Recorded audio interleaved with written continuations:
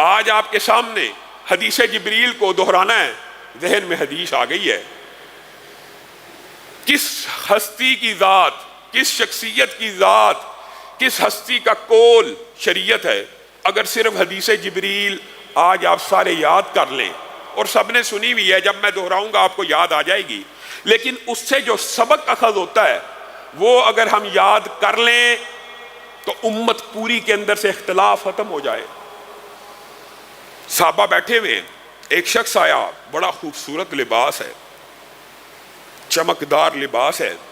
صحابہ نے اس کے چہرے کو دیکھا، وہ مدینہ کا رہائشی نہیں ہے، اس کو جانتے نہیں ہیں، لا محالہ مسافر ہے، جانتے نہیں ہیں، سفر کر کے آیا ہے۔ مسافر تو ہے، سفر کر کے تو آیا، لیکن لباس بڑا، جیسے آپ آج کے معنوں میں کہہ لیں استری شدہ ہے، بڑا سوٹڈ بوٹڈ ہے، کوئی غبار آلود نہیں ہے۔ صحابہ اس کو صرف دیکھ کے ہی حیران رہ گئے کہ ہم اس کو جانتے بھی نہیں، پہچانتے بھی نہیں، اور لباس ایسے ہے جیسے ابھی نیا پہن کے آیا ہے۔ رسول اللہ صلی اللہ، اور یہ تعجب کی، صحابہ کے لیے یہ تعجب کی ایک حدیث ہے، اور اس کے اندر بہت سے تعجب کی باتیں ہیں۔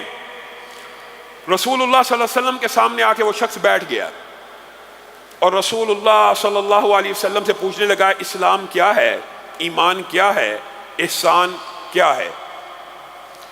اب جب ایک بندہ کسی چیز کے بارے میں سوال کرتا ہے تو اس کا ایک مطلب یہ ہوتا ہے کہ وہ اس کا جواب نہیں جانتا، تو وہ نبی سے سوال کر رہا ہے۔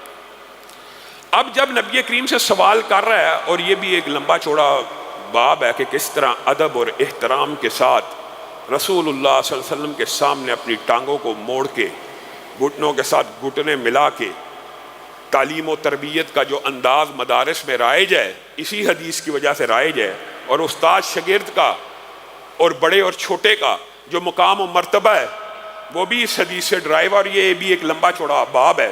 نہایت ادب و احترام کے ساتھ بیٹھے ہوئے رسول اللہ صلی اللہ علیہ وسلم کے سامنے وہ شخص، اور آ کے رسول اللہ سے یہ 3 سوال کرتے ہیں، اور عجابت اس میں کیا ہے کہ جب رسول اللہ صلی اللہ علیہ وسلم ان تینوں سوالوں کے جواب دیتے ہیں تو وہ شخص آگے سے کہتا ہے صدقتا، پہلے سوال کر رہا ہے جیسے علم نہیں ہے، جب رسول اللہ جواب دے دیتے ہیں تو کہتا آپ نے سچ فرمایا جیسے پہلے سے علم ہے۔ سوال تو تب کیا کہ جب علم نہیں تھا، جب جواب مل گیا تو آپ کے جوابوں کی تصدیق کر رہے ہیں، تو پھر سوال کیوں کیا؟ تینوں سوال پوچھنے کے بعد وہ آپ نے سنے ہوں گے کہ اسلام کے بارے میں رسول اللہ نے فرمایا 5 چیزیں، ایمان کے بارے میں فرمایا، احسان کے بارے میں فرمایا، ان تعبد اللہ کانک تراہ۔ رسول اللہ صلی اللہ علیہ وسلم نے جو جو جوابات دیے اس کے جواب میں کیا کہہ کے گیا؟ آپ نے درست فرمایا، میں تصدیق کرتا ہوں آپ نے سچ فرمایا۔ وہ چلا گیا۔ رسول اللہ صلی اللہ علیہ وسلم نے اپنے صحابہ کو مخاطب ہو کے کہا، پتہ کون تھا؟ نہیں اللہ کے رسول، یہ آسمان کی بلندیوں سے، عرش کی بلندیوں سے تمہیں بھی یہ اعداد حاصل ہو گیا ہے، اللہ رب العزت نے جبریل امین کو انسانی شکل میں نازل کیا ہے، اور وہ میرے سامنے آیا ہے۔ کس کام کے لیے؟ کس کام کے لیے؟ حدیث کا یہ ٹکڑا سمجھ آ جائے اصلاح ہو جائے گی۔ تمہیں تمہارا دین سکھانے کے لیے آیا ہے جبریل امین، تمہیں تمہارا دین سکھانے کے لیے آیا ہے۔ دین سکھانے کی ڈیوٹی تو رسول اللہ صلی اللہ علیہ وسلم کی ہے، یہ کیا دین سکھانے آیا ہے؟ میرے بھائیوں یہاں پہ آپ نے غور کرنا ہے۔ جبریل امین آئے، اللہ کے رسول صحابہ کو مخاطب ہو کے یہ کہہ سکتے تھے کہ آسمان سے اللہ نے ایک فرشتہ مقرب بھیجا ہے جس کا نام جبریل ہے، سب کو پتہ ہے یہ اللہ نے بھیجے ہیں، ذرا ان کی گفتگو سن لیجئے، یہ آپ کو آپ کا دین سکھا کے جانا چاہتے ہیں۔ لیکن دین جو سکھلانا مطلوب و مقصود تھا وہ یہ تھا کہ آسمان سے جبریل امین بھی آ جائیں، لوگوں کے سامنے خطاب بھی کر لیں، وہ بات دین نہیں بن سکتی جب تک محمد الرسول اللہ صلی اللہ علیہ وسلم کی زبان سے ادا نہ ہو جائے۔ یہ دین سکھا کے گئے ہیں کہ جو بات آپ نے کہی وہ دین بن گئی۔ اگر یہ فلسفہ سمجھ آ جائے تو 1400 سال کے سارے فرقے ختم ہو جائیں جو اپنے اپنے مجتہدین، اماموں، پیروں، فقیروں کی طرف بلانے کی باتیں ہیں۔ کس کی طرف بلانا چاہیے؟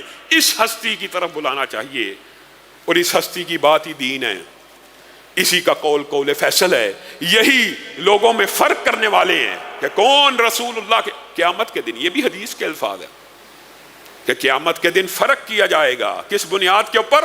رسول اللہ صلی اللہ علیہ وسلم کی بنیاد کے اوپر. کون ہے جو ان کی اتباع کر رہا ہے، کون ہے جو ان سے پیچھے ہٹ گیا. بس رسول اللہ صلی اللہ علیہ وسلم حج کی فضائل بیان کر رہے ہیں. سوال پیدا ہو سکتا ہے، سوال پیدا ہو گیا. ایک صحابی کھڑے ہو گئے اور کہنے لگے اللہ کے رسول فی کلی عامن یا رسول اللہ، آپ جو حج کی اتنے فضائل بیان کرتے ہیں کیا یہ ہر سال فرض ہے مسلمانوں پہ؟ یہ سوال اچنبے کا نہیں ہے، سوال پیدا ہو سکتا تھا. حج کے فضائل بیان ہو رہے ہیں کہ ابھی حج کر کے آیا ایسا ہو گیا جیسے ماں کے پیٹ سے آج پیدا ہوا، ایک گناہ بھی ساتھ نہیں رہا. صحابی کے دل میں سوال آ گیا. اس نے کیا فی کلی عامن یا رسول اللہ، کیا ہر سال فرض ہے؟ رسول اللہ خاموش رہے، خاموش. پھر وہ آیا، پھر پوچھا. رسول اللہ نے چہرہ اگنور کرنے کے لیے اس سوال کا جواب نہ دیا. پھر آیا، پھر جواب نہ دیا.